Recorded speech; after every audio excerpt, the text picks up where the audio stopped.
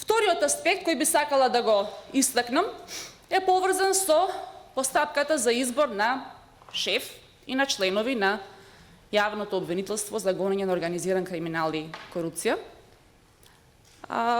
Сегашното решение е во ред да останат до завршување на мандатот шефот и обвинителите во тоа обвинителство, меѓутоа предлог законот предвидува во иднина да се бираат нови обвинители. Бидејќи сакаме да имаме така силно и сериозно обвинителство кое што ќе има финансиска независност, голема автономија, на таа позиција и критериумите за избор и на шефот и на обвинителите треба да бидат построги. Ние сме свесни дека сме мала држава, испреплетени се најразлични интереси, постојат блиски релации во општеството по повеќе основи.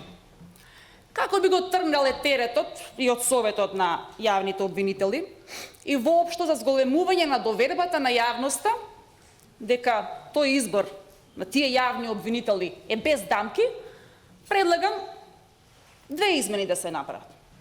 Прво, во изборот, во постапката за избор на шеф и на обвинители во тоа јавно обвинителство, да биде вклучена и Канцеларијата на Европската Унија во Република Северна Македонија.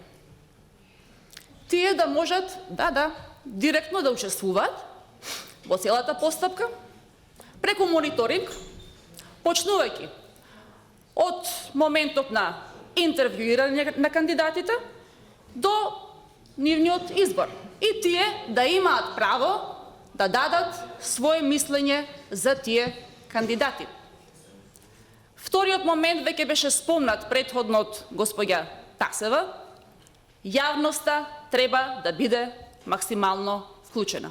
Дали ќе биде тоа преку јавно објавување на биографиите на кандидатите или зошто да не, кога ќе има интервјуа, ајде господине, повели, да видиме прво дали тој што конкурира за јавен обвинител, за такво сериозно обвинителство, дали знае и како се изразува воопшто. Да видиме какво е неговото претходно искуство. И сметам дека јавноста тука треба да биде максимално вклучена. Само на тој начин ние би биле способни да ја тргнеме целокупната прашина која што се крева во јавноста при изборот на јавни обвинители, а со тоа и би се приближиле кон целта, тоа е создавање на еден јавно обвинителски систем кој што ќе влее доверба во јавноста и кој што основно ќе продуцира правда.